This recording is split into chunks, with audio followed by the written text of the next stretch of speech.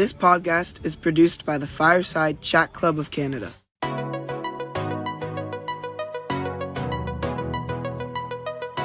Hello, and welcome to Canada as I see it.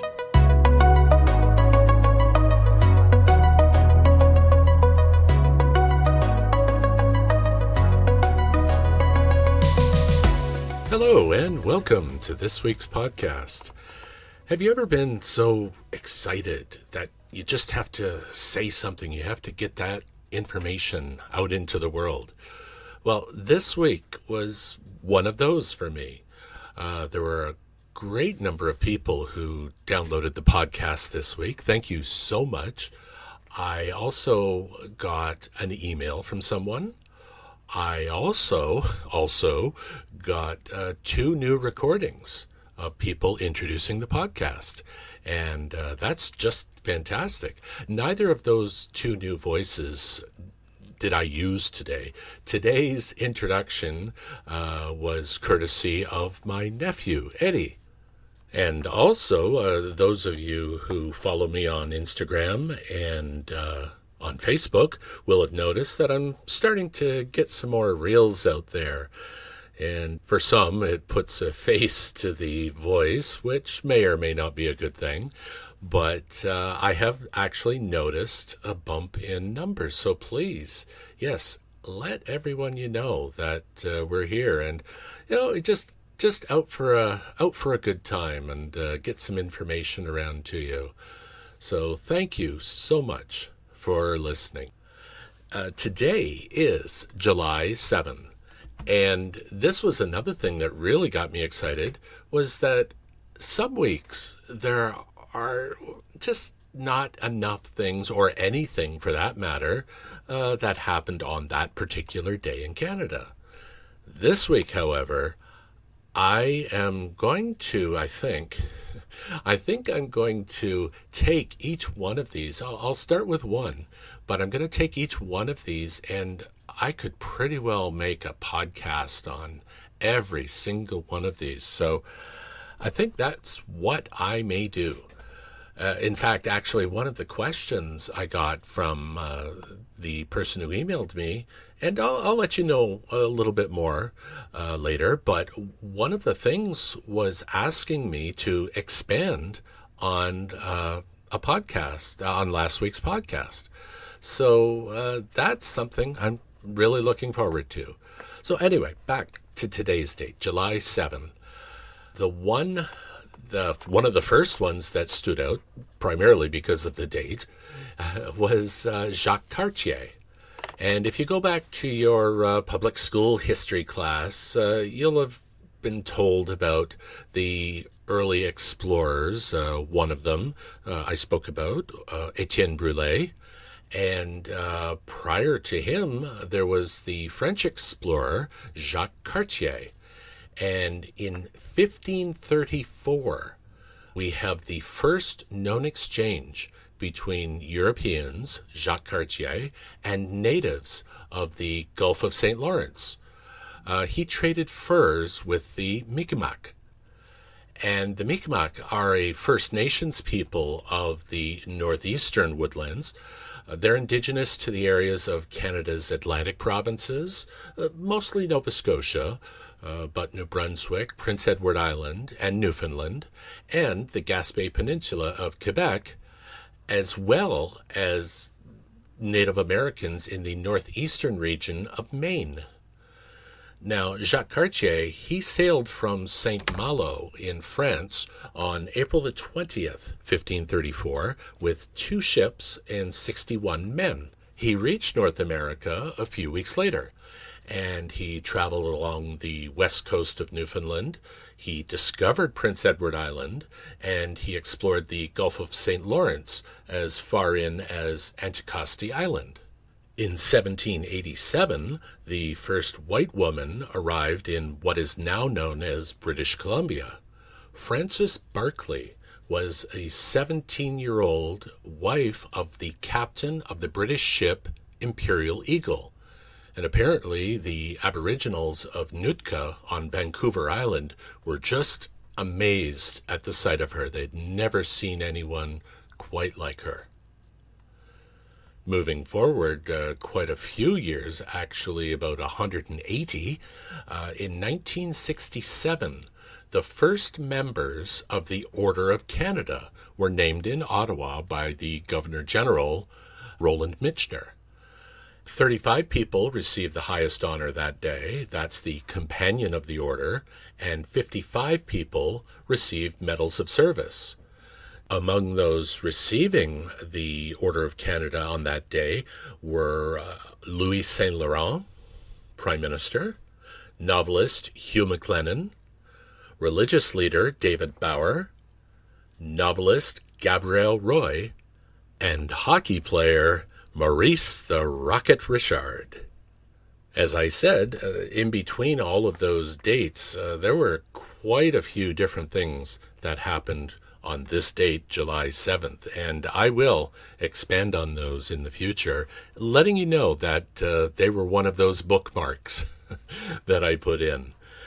If you did hear or see the reel that I put out this week, you'll remember that I sort of teased about summer in Canada. And, well, this week was one for the books, actually. We had cooler temperatures at one point. We had rain all last weekend. Today was over 30 and very, very humid, which makes me nervous because it may rain again this weekend while we're trying to get up to the cottage. So, again, fingers crossed that the podcast will upload. And, of course, you'll know it when you hear it.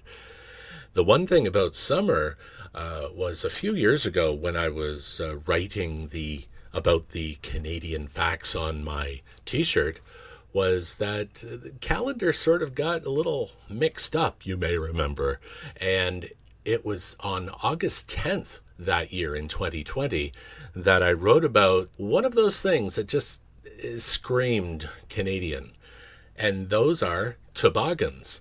Toboggans are the traditional mode of transportation used by the Inuit and Cree people of northern Canada. They have been also known to be the vehicle that will help propel a kid or misguided adult down a snowy hill at ungodly speeds, and then, if they're lucky, dump its passengers before it hits some stationary object.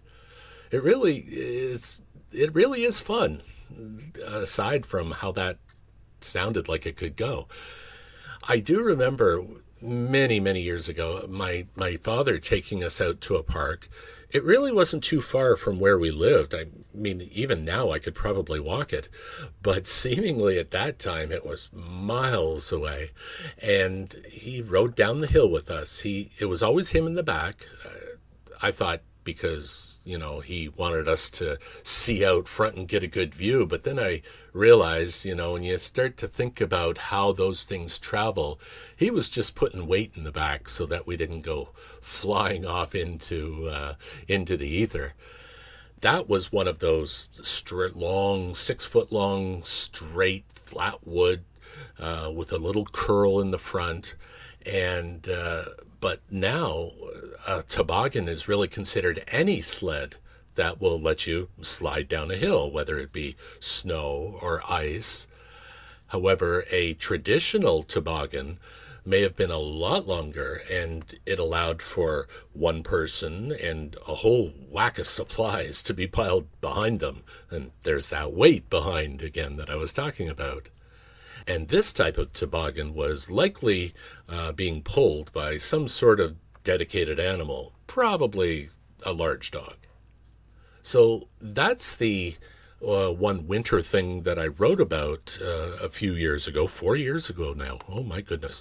But the other thing that's coming up, it's for those of you who do watch television, and more specifically those Hallmark movies.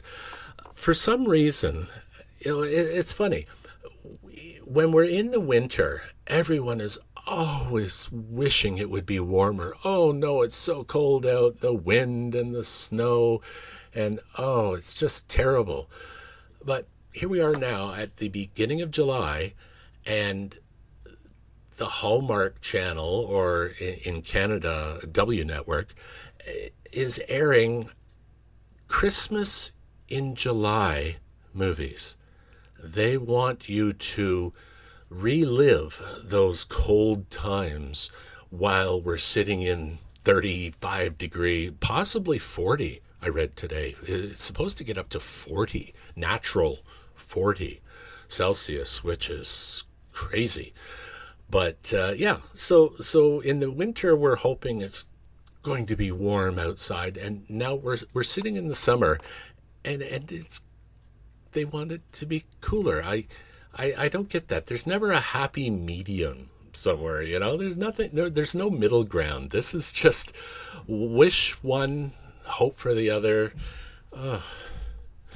So that was actually the other thing. I mean, the weather itself is crazy with it being so cool and then hot, but now really they have the Christmas in July movies. I can't get over that. So there you go. Thank you for listening, everyone. If you do, now, as I said, I've got 2 more people voicing an introduction coming up, but please, I can never have too many voices. Please send me a recording of you saying, "This podcast is produced by the Fireside Chat Club of Canada." And you can email it to me, as these 2 people did. Actually, one I knew. One I'd actually asked the person. But another one was completely out of the blue. And that really surprised me. Thank you. Thanks again, everyone, for listening. Please let everyone you know where we are. You can find this podcast wherever you get your podcasts.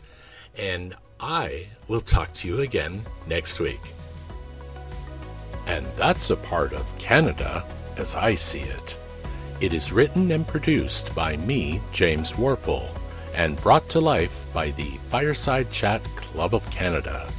Our theme song is Night Owls by Braden Deal. If you have any questions or comments, please email me at asiseeit@warple.ca. Join us every Sunday for another episode of Canada as I See It.